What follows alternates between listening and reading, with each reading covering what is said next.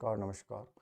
चलिए ठीक है, यहाँ दो राय हैं, दो मत हैं कि क्या सही है क्या गलत है।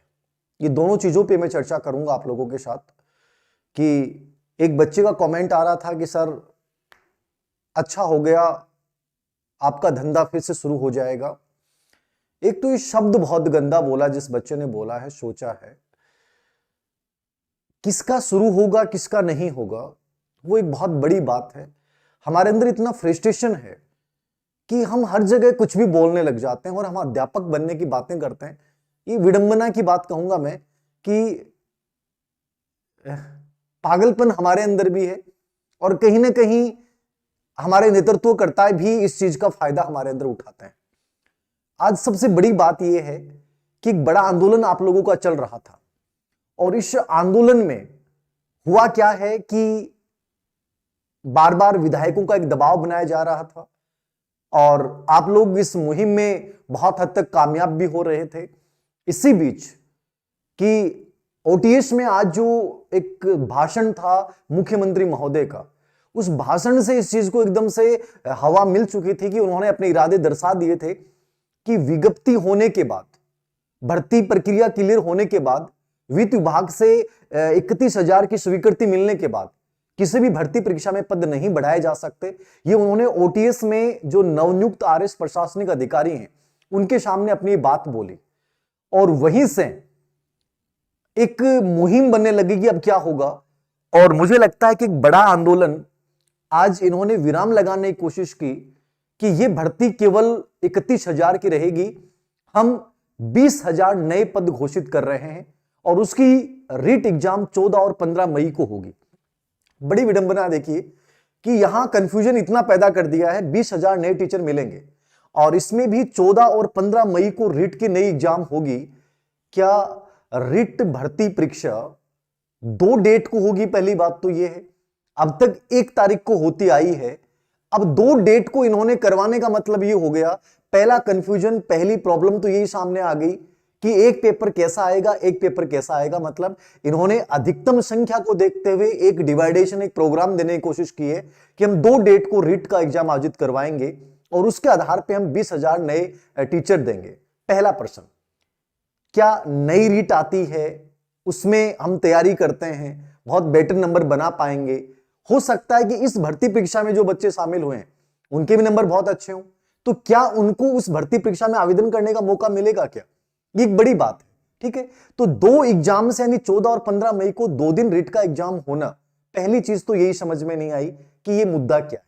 नंबर 2, आप लोगों का जो एक था लंबे समय से चल रहा था कि सर क्या करेंगे क्या नहीं करेंगे, अब क्या होना चाहिए क्या नहीं होना चाहिए, मुझे लगता है कि लगभग इस पे विराम लगा दिया है जब इन्होंने बता दिया है कि हम नई भर्ती परीक्षा करेंगे तो नहीं करेंगे लोग। लेकिन विडंबना की बात यह है कि कौन कहता है कि आज कोहरा घना है? कौन कहता है कि आज कोहरा घना है? यह तो किसी की व्यक्तिगत आलोचना है। सूर्य हमने भी नहीं देखा है सुबह से और देखना भी नहीं है सूर्य में। काहे का सूर्य देखें? यहां तो इस कदर कीचड़ भीची है कि हर किसी का पैर इस कीचड़ में सना है। ये एक लाइन बोली है मैंने, कौन कहता है कि आज कोहरा घना है? ये किसी की व्यक्तिगत आलोचना है। सूर्य हमने भी नहीं देखा है और देख के करेंगे भी क्या? यहां तो इस कदर कीचड़ भीचा है कि हर किसी का घुटना पांव उस कीचड़ में सना है। मुझे यही समझना है कि मुझे ये खुद को समझ में नहीं आ रहा, राजस्थान का अभ्यर्थी खुद इस दुविधा में है। वो पहले ये तय नहीं कर पा रहा था कि मुझे 2nd ग्रेड की तैयारी करनी है या मुझे 1st ग्रेड की तैयारी करनी है, मुझे आरएस की तैयारी करनी है, मुझे कॉलेज लेक्चर की तैयारी करनी है।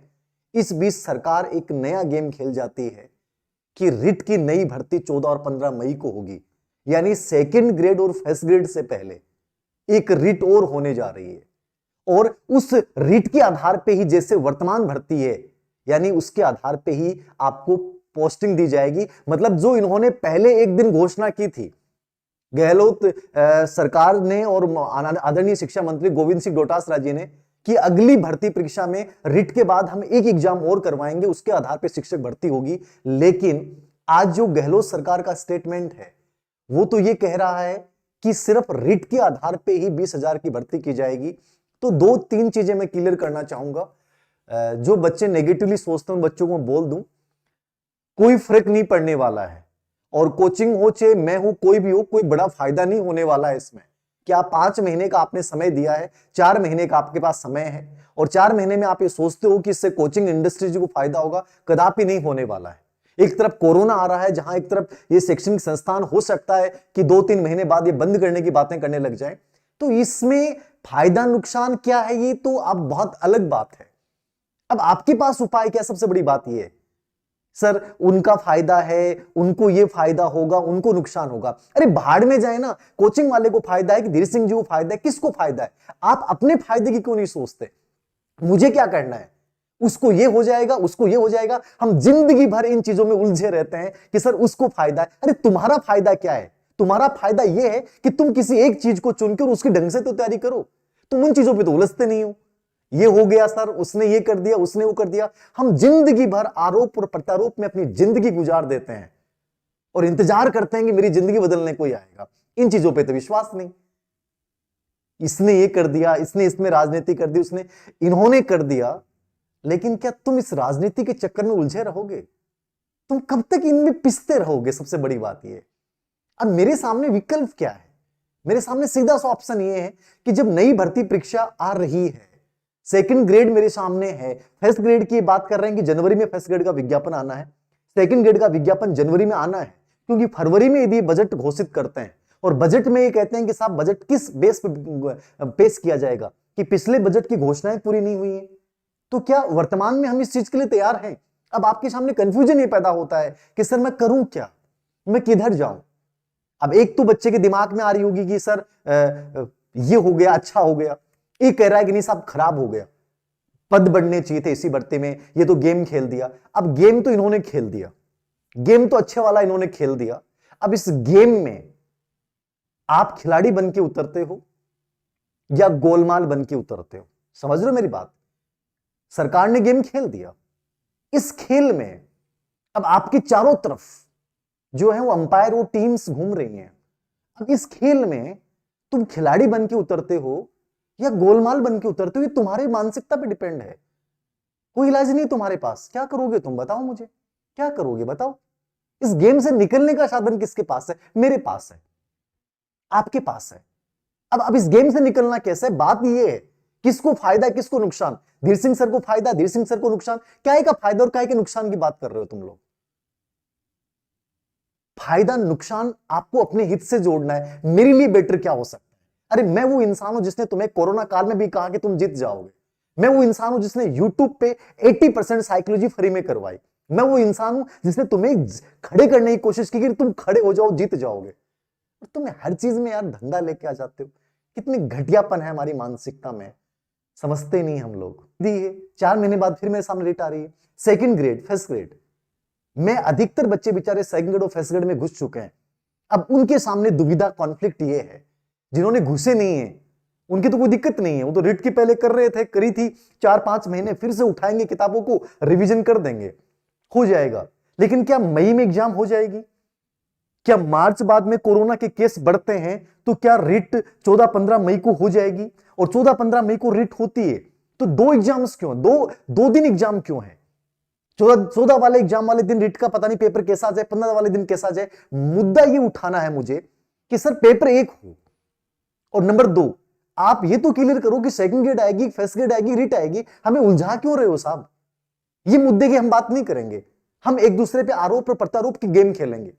मुद्दा ये क्लियर होना चाहिए कि सर रिट है कि सेकंड ग्रेड है कि फर्स्ट ग्रेड है। यार एक तो क्लियर कर दो ना आप कि मुझे फर्स्ट ग्रेड की करनी है, मुझे सेकंड ग्रेड की करनी है, रिट की करनी है।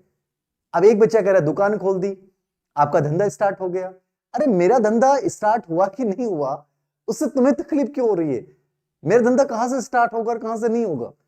तुम्हारा धंधा स्टार्ट हुआ कि नहीं हुआ देखो तुम, कि मेरे सामने इतने ऑप्शन है। आओ तो सही आप, अभी रिट से मैं निकला नहीं हूं। आपने सेकंड ग्रेड का पहले बोला है, फिर फर्स्ट ग्रेड का बोला है, फिर रिट बोला है। 3 में से एक ऑप्शन तो दो मुझे। ये मांग होनी चाहिए हमारी।